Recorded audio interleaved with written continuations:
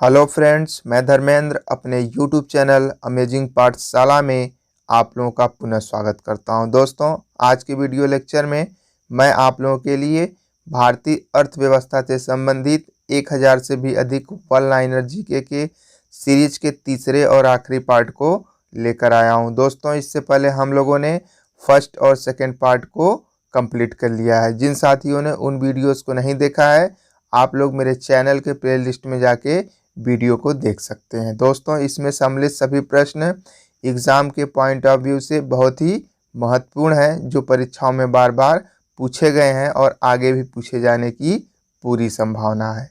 तो आइए दोस्तों, बिना समय गंवाए वीडियो को स्टार्ट करते हैं। तो दोस्तों, पहला प्रश्न है आप लोगों के लिए, भारत में बेरोजगारी के आंकड़े किस संगठन द्वारा एकत्रित एवं प्रकाशित किए जाते हैं? तो दोस्तों, भारत में बेरोजगारी के आंकड़े नेशनल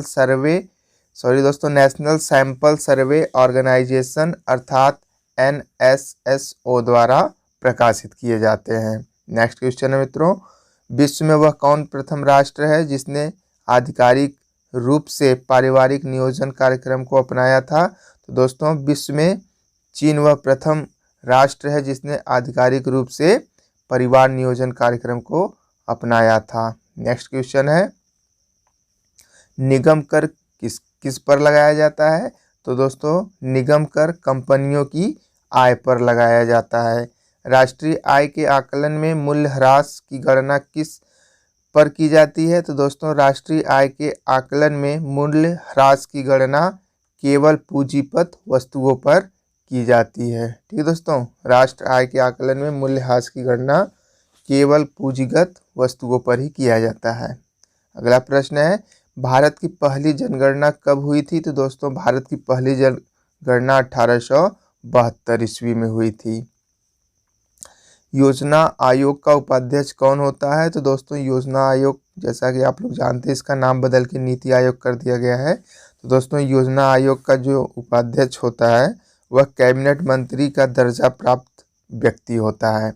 किस विधेयक के द्वारा सरकार वर्ष भर राजस्व एकत्र करने की व्यवस्था करती है? तो दोस्तों, वित्त विधेयक द्वारा सरकार वर्ष भर राजस्व एकत्र करने की व्यवस्था करती है।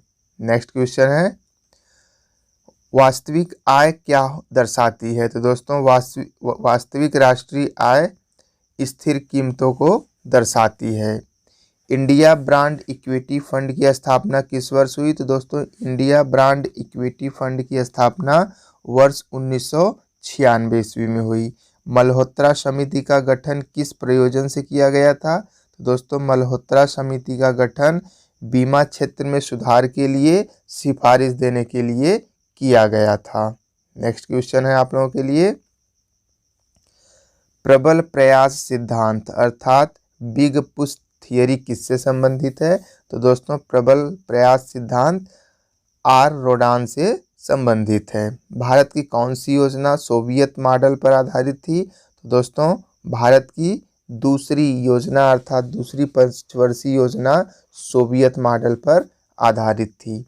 कृषि विपणन के विषय में कौन अद्यतन जानकारियाँ प्रकाशित करता है? तो दोस्तों, कृषि विपणन के विषय में अर्थशास्त्र व सांख्यिकी विभाग जानकारियों को प्रकाशित करता है अर्थात पब्लिश करता है। नेक्स्ट क्वेश्चन है, भारतीय रेल किस प्रकार का उद्यम है? तो दोस्तों, भारतीय रेल एक प्रकार का विभागीय उद्यम है। बैंक दर क्या है?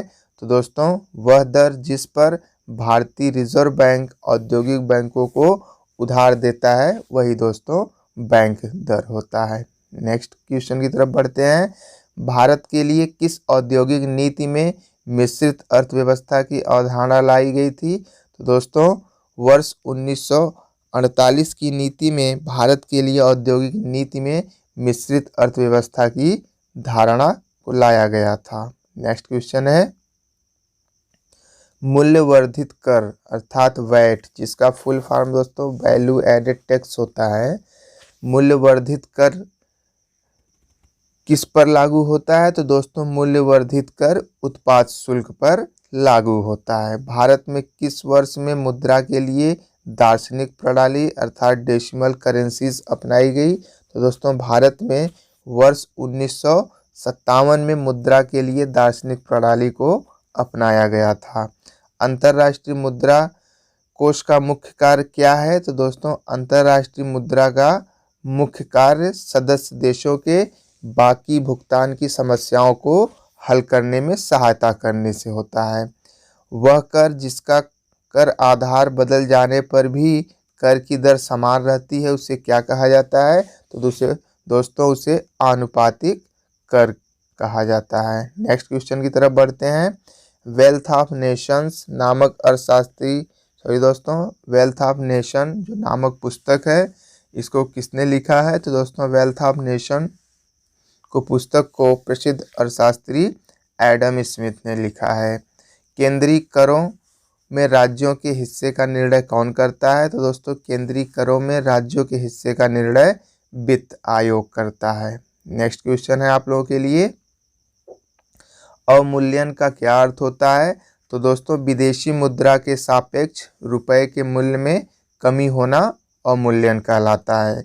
Mutual fund and stock market को प्रतिबंधित करने वाली मूल अधिकार यह संस्था कौन है? तो दोस्तों म्यूचुअल फंड तथा स्टॉक मार्केट को प्रतिबंध करने का मूल अधिकारी भारतीय प्रतिभूति एवं विनिमय बोर्ड अर्थात सेबी होती है। ठीक है दोस्तों, अगला प्रश्न है आप लोगों के लिए, भारत सरकार के बजट के कुल घाटे में किस घाटे का सबसे अधिक योगदान होता है? तो दोस्तों भारत सरकार के बजट के कुल घाटे में राजकोषीय घाटे का सबसे अधिक योगदान होता है।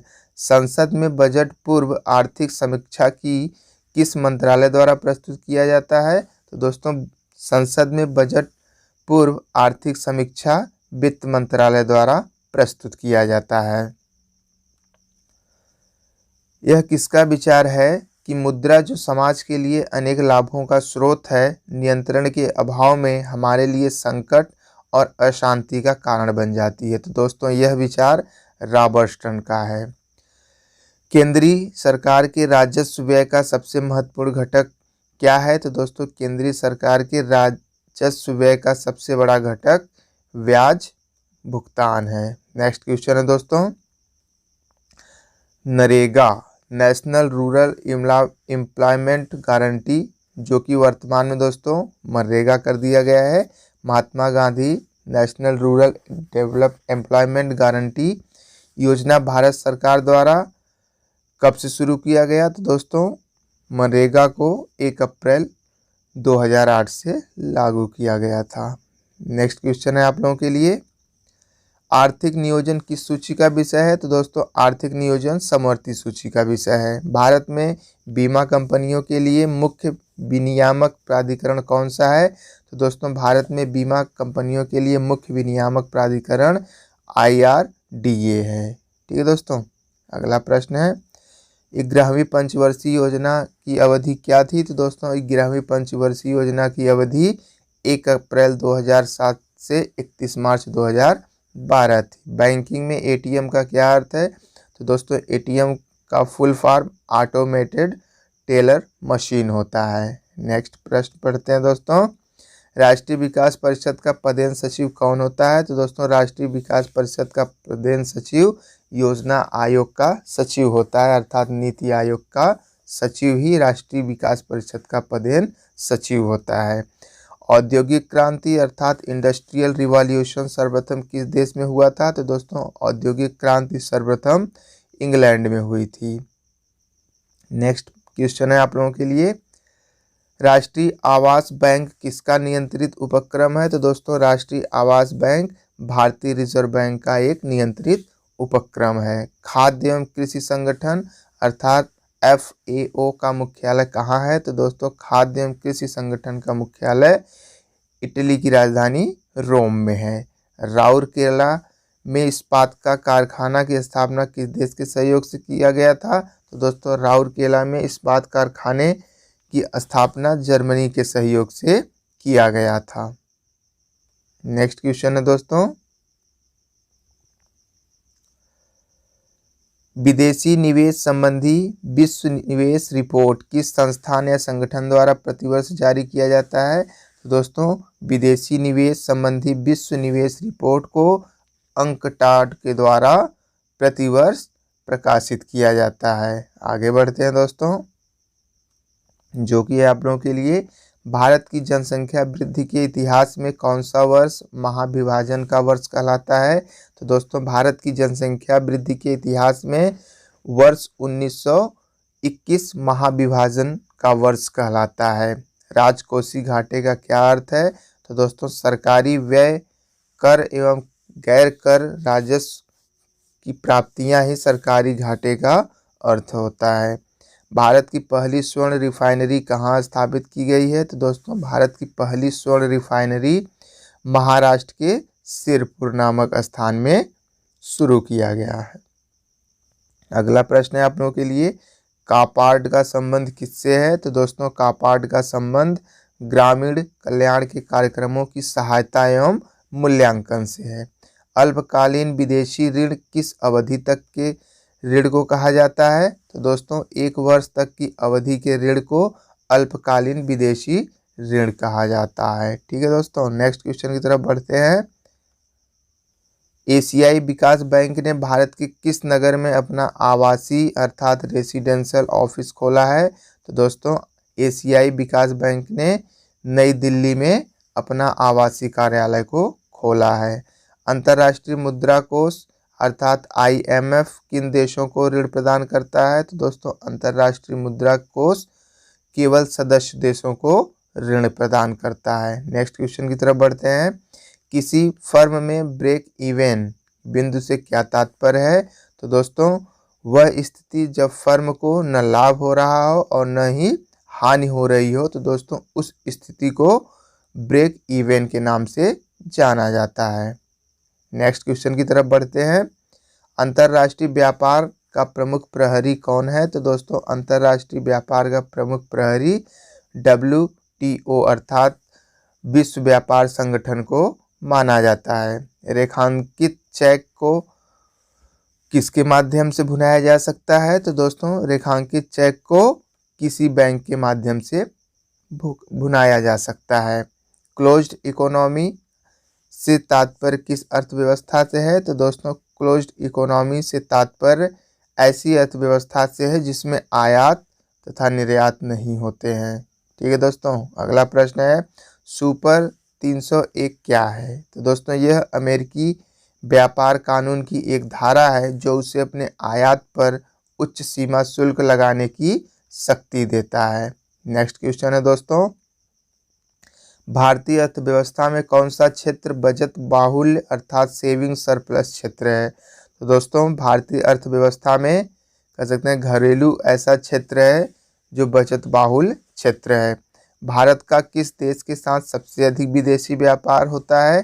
तो दोस्तों भारत का संयुक्त राज्य अमेरिका के साथ सबसे अधिक विदेशी व्यापार होता है।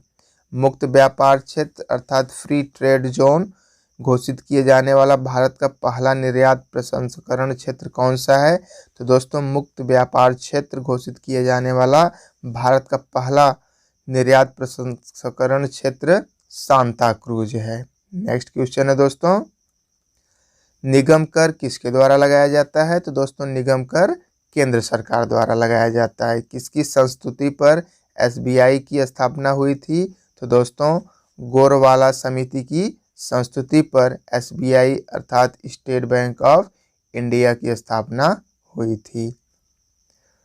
क्लोज्ड इकोनॉमी किसे कहते हैं। तो दोस्तों ऐसी इकोनॉमी जिसमें आयात या निर्यात न होते हों तो दोस्तों उसे क्लोज्ड इकोनॉमी के नाम से जाना जाता है। भारत में राष्ट्रीय आय की गणना कौन करता है। तो दोस्तों भारत में राष्ट्रीय आय की गणना केंद्रीय सांख्यिकी संगठन अर्थात सेंट्रल स्टैटिस्टिकल ऑर्गेनाइजेशन करता है। अगला प्रश्न है आप लोगों के लिए, किसी देश के जीवन स्तर की माप किससे की जाती है। तो दोस्तों किसी देश के जीवन स्तर की माप प्रति व्यक्ति वास्तविक राष्ट्रीय आय से किया जाता है।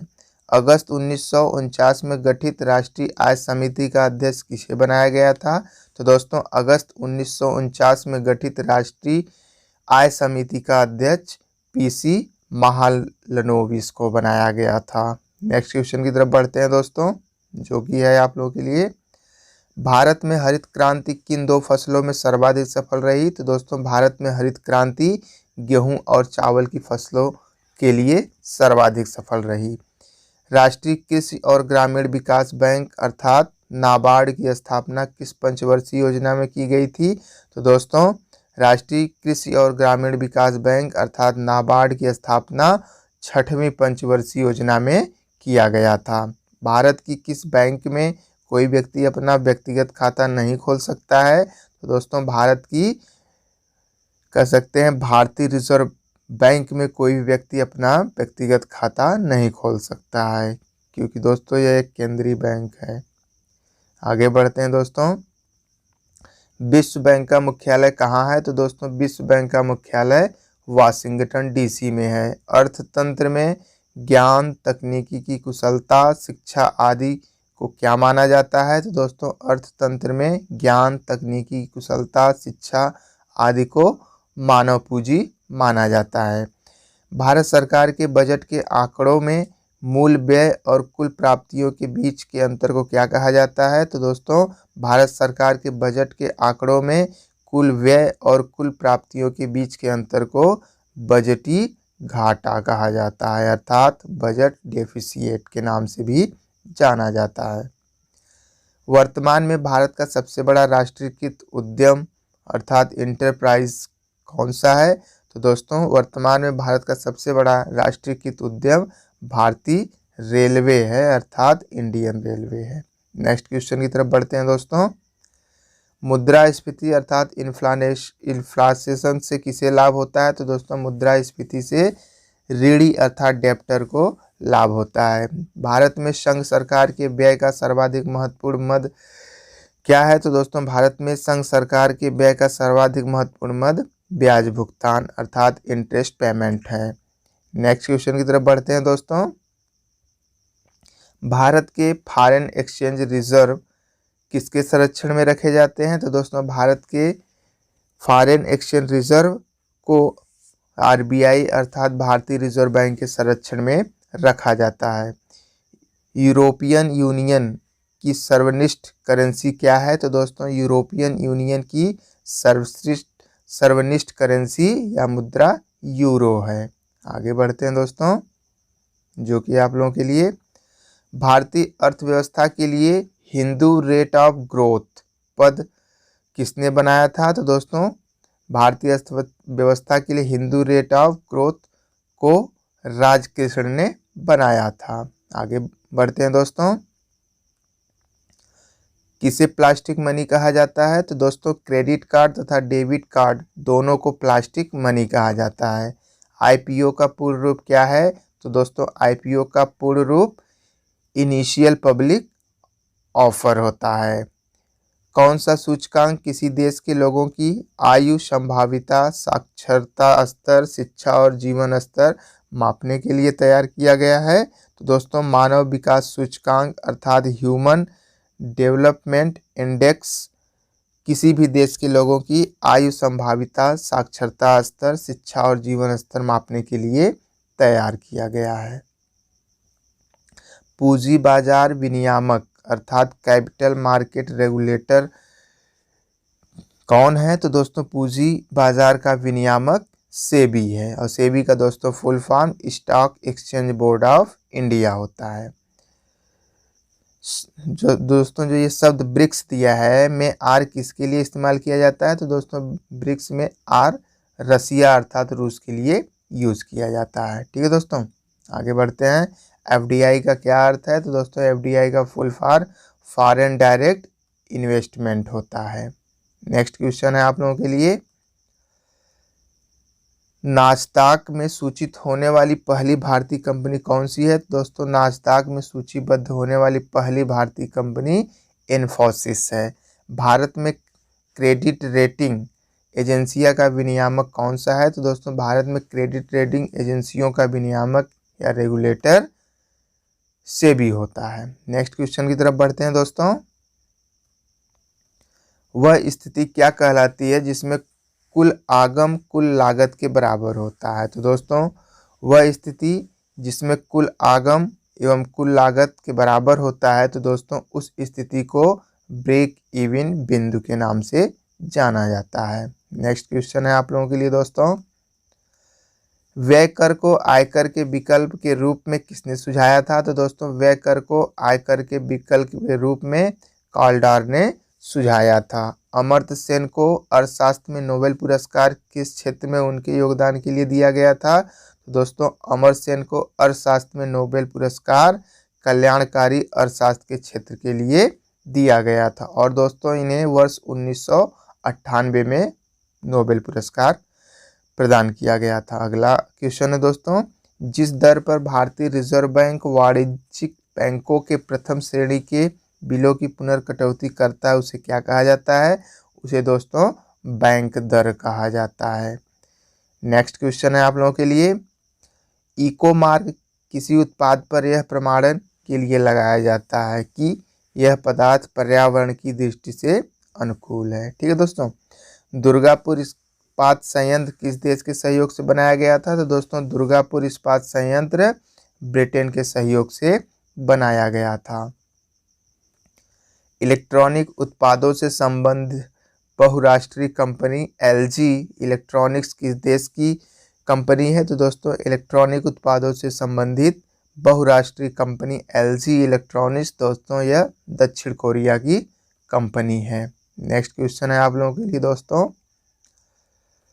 हीरो का व्यापार करने वाला अग्रणी कंपनी बियर्स किस देश की है? तो दोस्तों हीरो का व्यापार करने वाला अग्रणी कंपनी बियर्स यह दोस्तों दक्षिण अफ्रीका का है। आशा योजना किससे संबंधित है? तो दोस्तों आशा योजनाओं का संबंध सामाजिक स्वास्थ्य कार्यकर्ताओं से है। आगे बढ़ते हैं दोस्तों, गिल्ट बाजार का क्या अर्थ है? तो दोस्तों सरकारी प्रतिभूतियों का बाजार ही गिल्ट बाजार के नाम से जाना जाता है। आर्थिक सर्वेक्षण प्रतिवर्ष संसद में कब प्रस्तुत किया जाता है? तो दोस्तों आर्थिक सर्वेक्षण प्रतिवर्ष संसद में आगामी वर्ष के बजट के प्रस्तुतिकरण से एक दिन पहले प्रस्तुत किया जाता है। विश्व विकास रिपोर्ट किसका वार्षिक प्रकाशन है? तो दोस्तों विश्व विकास रिपोर्ट वर्ल्ड बैंक का वार्षिक प्रकाशन है। आगे बढ़ते हैं दोस्तों, भारत सरकार का सबसे बड़ा उद्यम कौन सा है? तो दोस्तों भारत सरकार का सबसे बड़ा उद्यम भारतीय रेलवे है। भारतीय रिजर्व बैंक अर्थात आरबीआई का प्रधान कार्यालय कहाँ है? तो दोस्तों भारतीय रिजर्व बैंक का प्रधान कार्यालय मुंबई में है। भारत में लोकप्रिय कार ब्रांड स्कॉर्पियो कारों का निर्माण कौन सी कंपनी करती है? तो दोस्तों भारत में लोकप्रिय कार ब्रांड स्कॉर्पियो कारों का निर्माण दोस्तों महिंद्रा एंड महिंद्रा लिमिटेड करता है। आगे बढ़ते हैं दोस्तों, एशियन डेवलपमेंट बैंक का मुख्यालय कहाँ स्थित है? तो दोस्तों एशियन डेवलपमेंट बैंक का मुख्यालय मनीला में स्थित है और मनीला दोस्तों फिलीपींस में है। सैनवेट का संबंध किससे है? तो दोस्तों सैनवेट का संबंध मूल्यवर्धित कर से है। नेक्स्ट क्वेश्चन है दोस्तों आप लोगों के लिए, WEF का पूर्ण विस्तार क्या है? तो दोस्तों WEF का full form world economic forum होता है। अगले प्रश्न की तरफ बढ़ते हैं दोस्तों, वैल्यू एंड कैपिटल किसकी रचना है? तो दोस्तों वैल्यू एंड कैपिटल नामक पुस्तक को हिक्स ने लिखा है। न्यूनतम आवश्यकता कार्यक्रम किस पंचवर्षीय योजना में प्रारंभ किया गया था? तो दोस्तों न्यूनतम आवश्यकता कार्यक्रम 5वीं पंचवर्षीय योजना में प्रारंभ किया गया था। अगले प्रश्न की तरफ बढ़ते हैं दोस्तों, ग्रामीण विकास के लिए ऋण देने वाला नाबार्ड क्या है? तो दोस्तों ग्रामीण विकास के लिए ऋण देने वाला नाबार्ड एक प्रकार का बैंक है। मार्केट लॉ का प्रतिपादन किसने किया था? तो दोस्तों मार्केट लॉ का प्रतिपादन JB से ने किया था। राष्ट्रीय आय किसे कहते हैं? तो दोस्तों शुद्ध राष्ट्रीय उत्पादन में से परोक्ष करों एवं अनुदानों से प्राप्त राशि को घटाने से बची हुई आय को राष्ट्रीय आय कहा जाता है। आगे बढ़ते हैं दोस्तों, वैल्यू एंड कैपिटल किसकी रचना है? तो दोस्तों value and capital John Richard Hicks की रचना है। ठीक है दोस्तों, चूंकि हम अभी आगे पढ़ चुके हैं तो दोस्तों वहाँ पे शॉर्ट फॉर्म में दिया था, यहाँ पे फुल फॉर्म में है ना।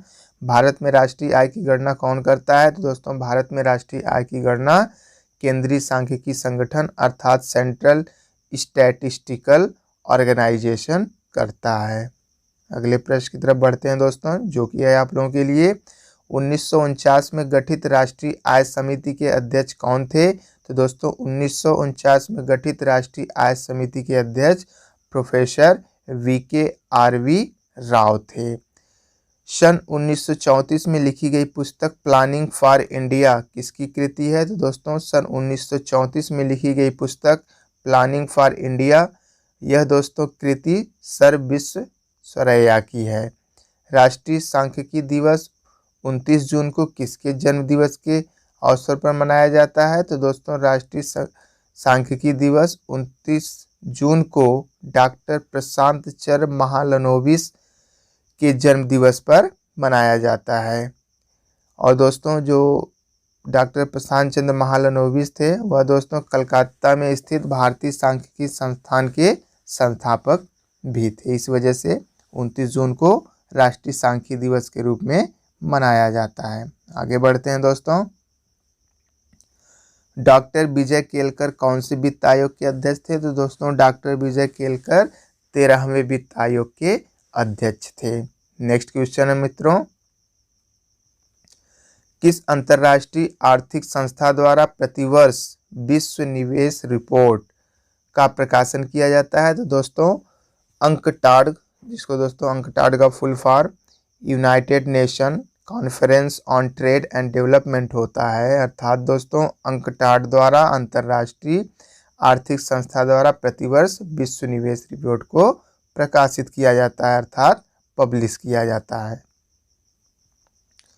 नेक्स्ट क्वेश्चन की तरफ बढ़ते हैं दोस्तों, जो कि है आप लोगों के लिए, किस शहर को भारत की वित्तीय राजधानी कहा जाता है? तो दोस्तों मुंबई को भारत की वित्तीय राजधानी या फिर कह सकते हैं आर्थिक राजधानी के नाम से भी जाना जाता है। किस देश की विदेशी मुद्रा आरक्षित निधियां अर्थात stock of foreign exchange reserve विश्व में सर्वाधिक है? तो दोस्तों USA की अर्थात यूनाइटेड स्टेट ऑफ अमेरिका की अर्थात दोस्तों संयुक्त राज्य अमेरिका की विदेशी मुद्रा आरक्षित निधियों जो है विश्व में सर्वाधिक है। नेक्स्ट क्वेश्चन है आप लोगों के लिए, सुपर 301 क्या है? तो दोस्तों सुपर 301 या सुपर 301 दोस्तों यह अमेरिकी व्यापार कानून की वह धारा है जिसके अंतर्गत आयात पर उच्च सीमा शुल्क लगाने की व्यवस्था की गई है। अर्थव्यवस्था के किस विकास के लिए केंद्रीकृत नियोजन सर्वप्रथम किस देश में अपनाया गया? तो दोस्तों अर्थव्यवस्था के विकास के लिए केंद्रीकृत नियोजन सर्वप्रथम दोस्तों सोवियत संघ में अपनाया गया था। आगे बढ़ते हैं दोस्तों, खादी एवं ग्रामीण उद्योग आयोग की स्थापना किस पंचवर्षीय योजना के अंतर्गत किया गया था? तो दोस्तों खादी एवं ग्रामीण उद्योग आयोग की स्थापना दूसरी पंचवर्षीय योजना के अंतर्गत किया गया था। यूरोपीय आर्थिक समुदाय के देशों का मुख्यालय कहाँ स्थित है? तो दोस्तों यूरोपीय आर्थिक समुदाय के देशों का मुख्यालय ब्रुसेल्स में है। लिमिटेड कंपनी से क्या अभिप्राय है? तो दोस्तों जिसमें शेयर धारकों का दायित्व उनकी चुकता पूंजी की सीमा तक सीमित होता है उसे दोस्तों लिमिटेड कंपनी के नाम से जाना जाता है। OECD का पूर्ण रूप क्या होता है? तो दोस्तों OECD का पूर्ण रूप या विस्तृत रूप या फुल फॉर्म दोस्तों organisation of economic cooperation and development होता है। नेक्स्ट क्वेश्चन की तरफ बढ़ते हैं दोस्तों, अर्थशास्त्र का प्रथम अमेरिकी नोबेल विजेता कौन थे? तो दोस्तों अर्थशास्त्र का प्रथम अमेरिकी नोबेल विजेता सैमुअल्सन थे। ठीक है दोस्तों, सैमुअल्सन थे। आगे बढ़ते हैं, भारत में लघु उद्योग की परिभाषा किस पर आधारित है? तो दोस्तों भारत में लघु उद्योग की परिभाषा किसी इकाई में संयंत्रों और यंत्रों के लिए निवेश के मान पर आधारित है। अगला प्रश्न है आप लोगों के लिए, 1949 में गठित राष्ट्रीय आय समिति के अध्यक्ष कौन थे? तो दोस्तों 1949 में गठित राष्ट्रीय आय समिति के अध्यक्ष PC महालनोबिस थे। जिनके दोस्तों 29 जून को इनके जन्म दिवस पर भी विश्व सांख्यिकी दिवस के रूप में मनाया जाता है। भारतीय रिजर्व बैंक ने रूस के किस बैंक को भारत में पहली बार नई दिल्ली में अपनी शाखा खोलने के लिए लाइसेंस प्रदान किया था? तो दोस्तों भारतीय रिजर्व बैंक ने रूस के इनकम बैंक को भारत में पहली बार नई दिल्ली में अपनी शाखा खोलने के लिए लाइसेंस प्रदान किया था। निगम कर किसके द्वारा लगाया जाता है? तो दोस्तों निगम कर को केंद्र सरकार द्वारा लगाया जाता है। भारत में मुद्रास्फीति किसके आधार पर मापी जाती है? तो दोस्तों भारत में मुद्रास्फीति थोक मूल्य सूचकांक के आधार पर मापी जाती है। ई कॉमर्स से क्या अभिप्राय है? तो दोस्तों ई कॉमर्स से अभिप्राय इलेक्ट्रॉनिक कॉमर्स से है। खाद्य एवं कृषि संगठन का मुख्यालय कहाँ स्थित है? तो दोस्तों खाद्य एवं कृषि संगठन का मुख्यालय रोम में स्थित है।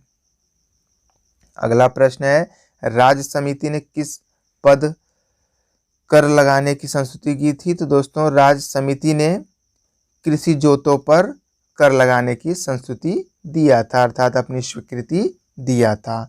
Economic and social commission for Asia and Pacific का मुख्यालय कहाँ स्थित है? तो दोस्तों economic and social commission for Asia and Pacific का मुख्यालय बैंकॉक में स्थित है।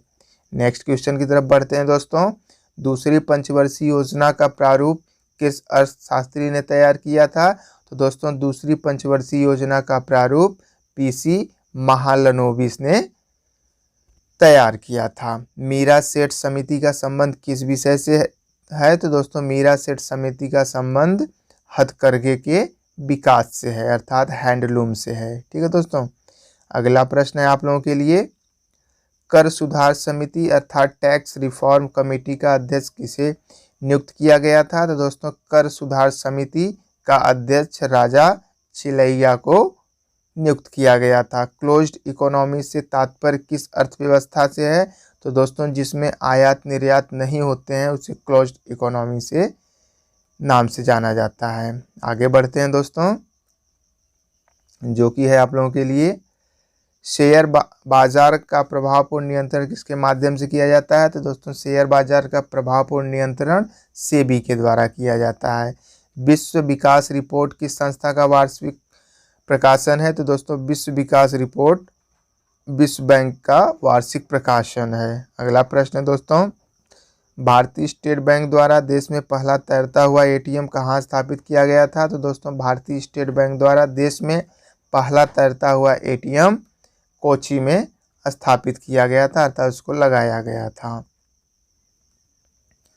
भारतीय रिजर्व बैंक की स्थापना किस वर्ष हुई थी? तो दोस्तों भारतीय रिजर्व बैंक अर्थात आरबीआई की स्थापना दोस्तों वर्ष 1935 में हुई थी। श्वेत पत्र कौन प्रकाशित करता है? तो दोस्तों श्वेत पत्र को केंद्रीय सांख्यिकी संगठन प्रकाशित करता है।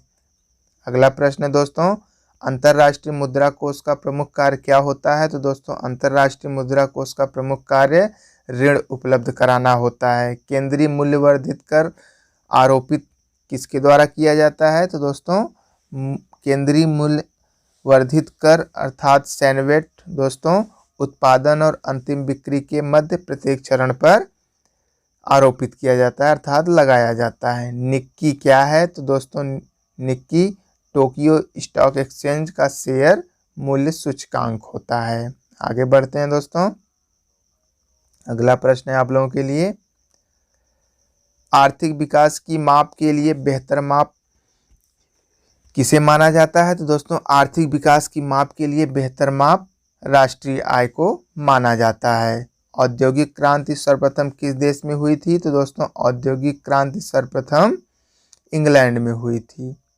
अगला प्रश्न है मित्रों, अंतर्राष्ट्रीय मुद्रा कोष का प्रमुख कार्य क्या होता है? तो दोस्तों अंतर्राष्ट्रीय मुद्रा का प्रमुख कार्य ऋण उपलब्ध कराना होता है। नदी घाटी परियोजनाओं को किसने आधुनिक भारत के मंदिर की संज्ञा दी थी?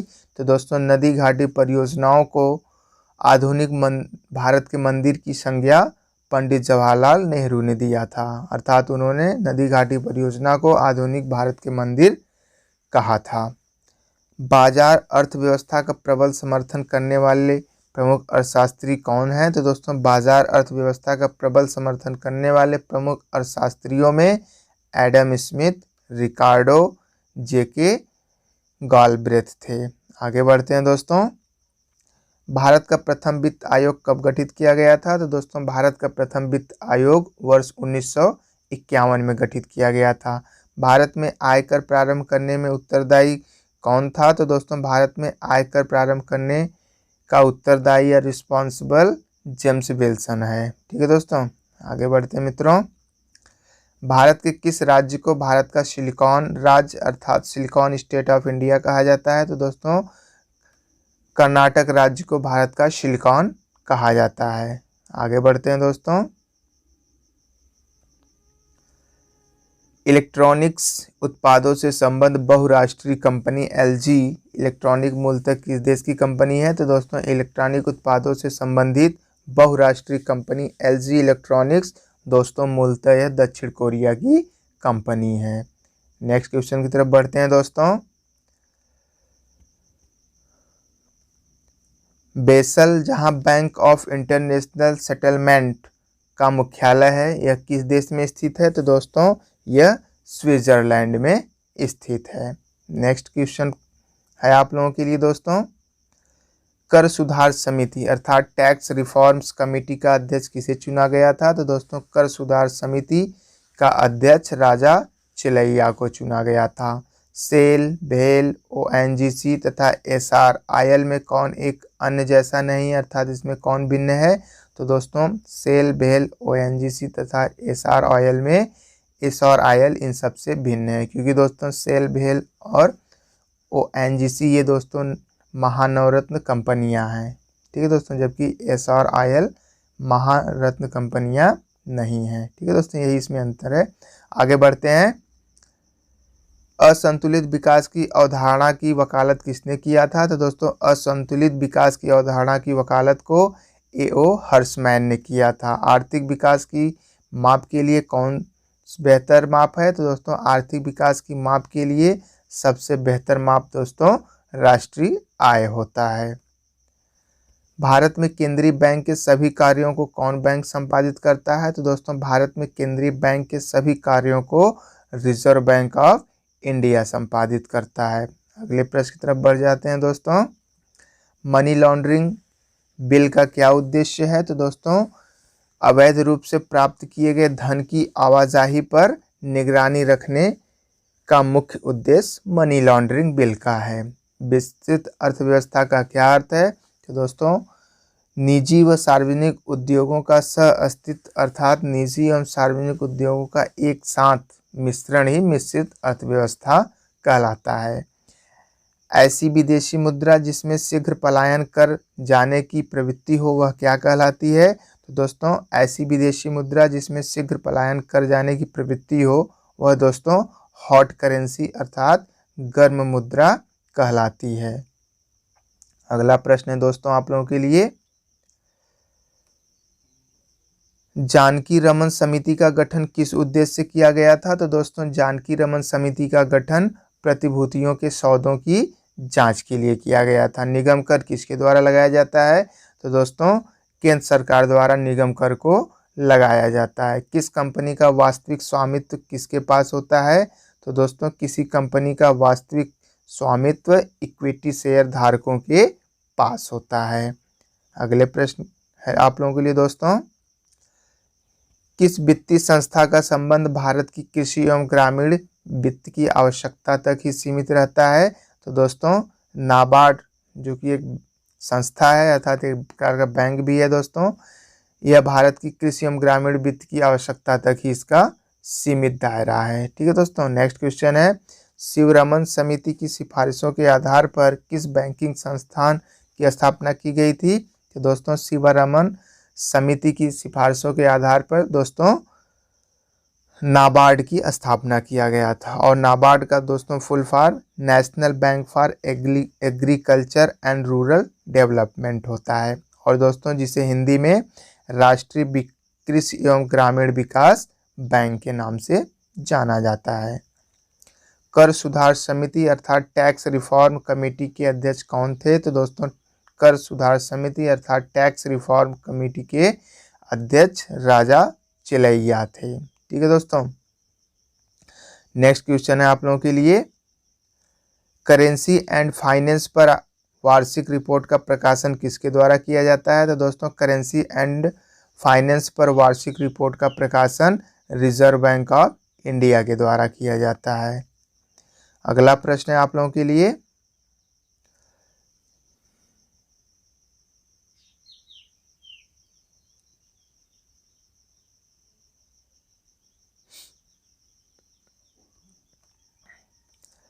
क्षेत्रीय ग्रामीण बैंकों को उनके प्रवर्तक बैंकों अर्थात स्पॉन्सर बैंक में विलय करने की संस्तुति किसने दिया था? तो दोस्तों क्षेत्रीय ग्रामीण बैंकों को उनके प्रवर्तक बैंकों अर्थात स्पॉन्सर बैंक में विलय करने की संस्तुति को दोस्तों प्रोफेसर A.M. खुसरो की समिति ने दिया था। और दोस्तों यह 1989 में गठित कृषि साख समीक्षा की एक समिति थी। ठीक है दोस्तों, तो दोस्तों इस प्रकार से हम लोगों ने भारतीय अर्थव्यवस्था से संबंधित 1000 से भी अधिक वन लाइनर जीके के सीरीज के तीनों पार्टों को कवर कर लिया है। दोस्तों आप लोगों को यह इसमें सम्मिलित प्रश्न कैसे लगे आप लोग इसके बारे में ज़रूर बताएं।